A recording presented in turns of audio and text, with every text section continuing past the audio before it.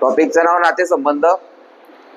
नवरा बायकोचं नातं दाखवायचं असेल तर क्रॉसची खून, गुणाकाराची खून. भाऊ बहिणीचं नातं दाखवायचं असेल बरोबरची खून. आणि वडील मुलगा यांचं नातं दाखवायचं असेल तर बाण. असं दाखवलं का तुम्ही? दाखवलं का? चला, प्रकार 1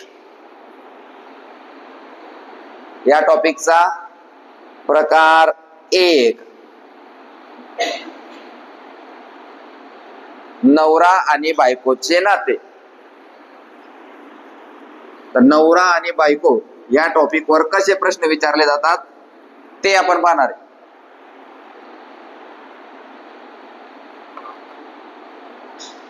प्रकार 1 एक्सप्लेनेशन आहे, फक्त लक्ष द्या.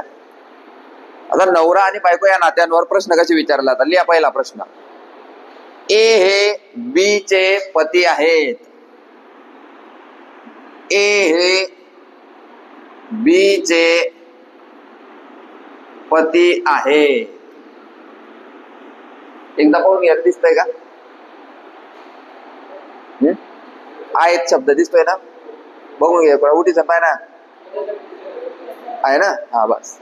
ए हे बी चे पती आहेत. आता हा प्रश्न आपण कसा सोडू? सगळ्यात पहिले तर पाहून घ्या, लिहायचं नाही कोणीच. ए आणि बी दोन नावं लिहिले. त्याच्यात तो म्हणतोय ए हे बी चे पती आहे. मग क्रॉसचं चिन्ह कस काय आलं डोक्यात? पाठ केलं ना आपण? पाठ केलं ना? पती पत्नी, नवरा बायको, हजबंड वाईफ, याचं चिन्ह कोणतं? मग ए हा कोण आहे रे? पती. तर मग बी कोण? त्याची बायको. झालं सॉल्व. समजतंय का? जर दोन लोक असतील, त्या दोन लोकांमध्ये एक नवरा असेल तर दुसरी व्यक्ती कोण असेल? बायको असेल. बरोबर का? समजलं? काढा हे चिन्ह त्याच्या खाली. आपण पहिला प्रश्न लिहिला ना, ए हे बी चे पती आहेत. त्याची आकृती कशी आहे पहा.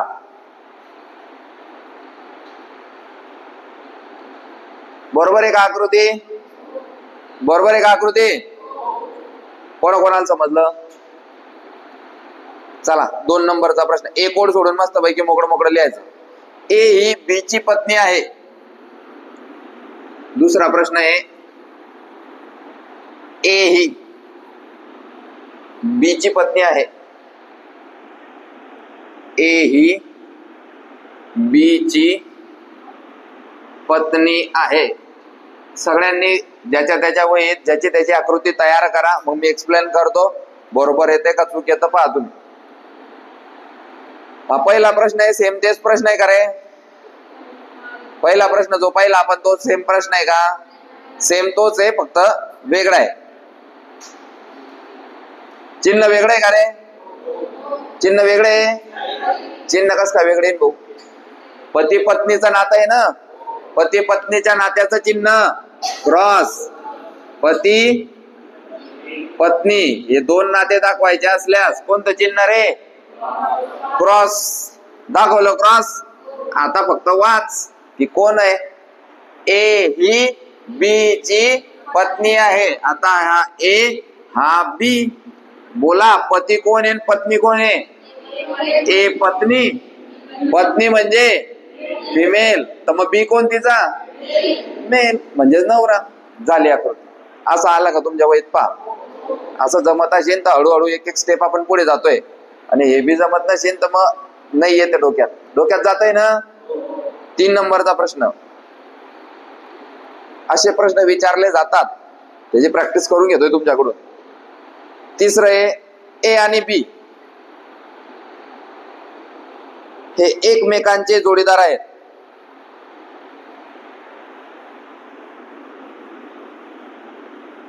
प्रश्न क्रमांक 3. ए आणि बी हे एकमेकांचे जोडीदार आहे. काढा आकृती.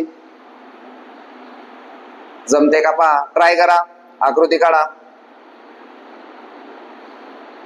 ज्याला जमते त्याने काढा, ज्याला नाही जमत त्याला मी सांगणारच आहे.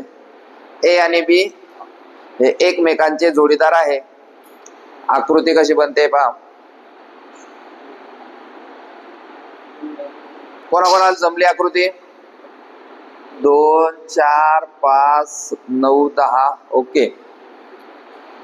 जोडीदार म्हणजे काय कोण सांगतं? जोडीदार म्हणजे काय?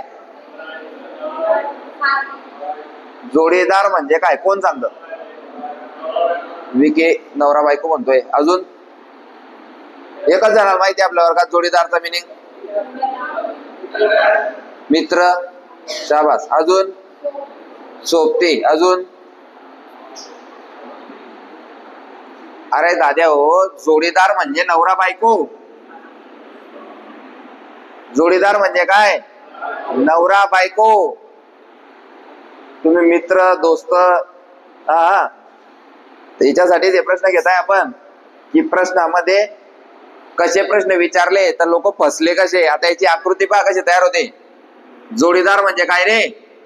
नवरा बायको. नवरा बायकोचं नातं. नवरा बायकोचं नातं क्रॉसच्या चिन्हाने, गुणाकाराच्या चिन्हाने.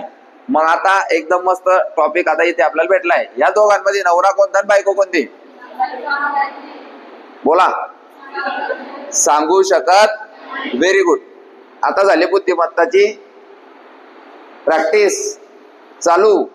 आता याच्यात आपल्याला असं सांगितलंय का हा पती आहे, ही पत्नी आहे, हा पती आहे, ही पत्नी आहे. मग आता याचं उत्तर कसं द्यावं लागेल? ए हा नवरा पण असू शकतं, बायको पण असू शकते. बी ही नवरा पण असू शकतो, बायको पण असू शकतो. ए आपल्याला वाटतं ए हा म्हणजे आपण एखाद्या शब्दावरून ठरवतो ना. हा आता पंखा. पंखा पुल्लिंगी आहे का स्त्रीलिंगी आहे? पंखा पुल्लिंगी आहे का स्त्रीलिंगी आहे? तो पंखा म्हणतो का ती पंखा म्हणतो आपण? आपण त्याला माणसाची उपमा देतो ना. हा टेबल माणूस आहे का बाई आहे? तो टेबल म्हणतो ना. माणूस बाई कसं ओळखतो आपण? अरे माणूस बाई कसं ओळखतो आपण? जर एखाद्या वस्तूला तो म्हटला. कोण येतोय? एरोप्लेन लावतोय. कट झाला ना?